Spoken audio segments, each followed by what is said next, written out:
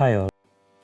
Recently, I have passed my Azure Developer AZ204 certification, and I think if you follow few techniques, you can also easily pass the examination with good scores. If you're targeting AZ204 from scratch, I would suggest you to take AZ900 first, which is Azure Fundamentals. Then start the preparation for AZ204. The very first step for preparation of AZ204 is registering for the examination. Yes, you heard it right. Even before we start preparation, if we register for examination, we will have a goal and we will work for it. There are two modes of examination, online and from an examination center. I have opted for the online version, which I felt more convenient. Don't worry, if you feel not confident with your preparation, you can postpone the examination before 24 hours of exam start time. I am not sure if you can do that after 24 hours. There is a support email which they provide in case of any emergency.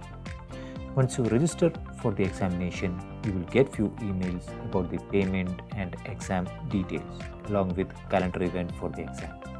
I made calendar events and reminders which need to remind myself about the action which I should take. I am adding the exam registration link here for you to register the examination.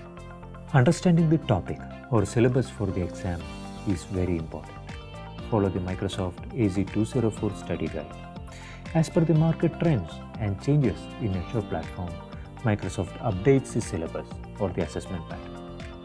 Consider taking the Microsoft Virtual Training Day Azure for Developers. This will cover at least 4 major topics in the Azure 204 syllabus, and this is completely free.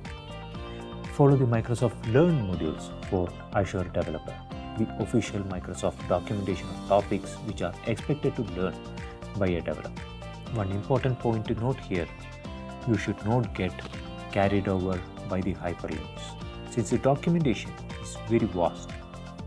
So I will suggest you to complete the topics which is provided in the respective module and bookmark or save to collection feature in Microsoft Learn if you wish to go in details or refer later.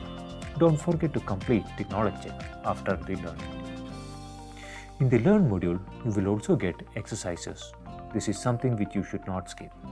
Doing this multiple times, it will help you remember the concept and also boost your confidence. Also, it will make you familiar with the topic. Some exercises requires you to have a valid Azure subscription. The hack there is to use the sandbox environment activated from one of the previous exercises and try with it in the portal. But if you have an organization provided Visual Studio Professional or higher subscription, you might receive some Azure credits to try out things. Make use of it. You can also consider purchasing one Azure subscription using personal account, where there are offers from Microsoft for first year of usage. Along with Learn module, I will also suggest you to subscribe official Azure YouTube channel. Go through the videos of the respective topic. Microsoft has created a detailed video on each topic and also contains follow along, which is really useful. I have prepared handwritten notes which made me remember about important points and also about few. Next is how I have prepared for the examination. After completing the Learn modules, I have started the recollection process using the notes and the videos which I have bookmarked. Now, we can go through the exam preparedness video. This is a series of videos prepared by Microsoft. This video contains the areas which a candidate should revisit before taking the examination. Still, there is a long way to go for the exam. The next step is to take practice assessment provided by Microsoft. It is a 50 set of questions. We have to take this exam just like how we will be taking the main examination. That means submit all the questions and walk through the answers. Note down the area where we have gone wrong and prepare those area again. In my first attempt, I could only score a very low mark.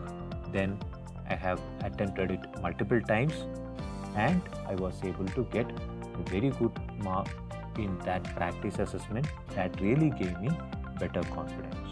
One important point to remember here is this examination is an easy one compared to that of the main examination. So prepare well with the topics in the practice assessment.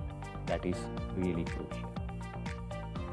Another important thing is to take sufficient rest and the recollection of what we have learned. We should not get stressed about the examination because this test is to assess our knowledge about Azure. It's nothing else.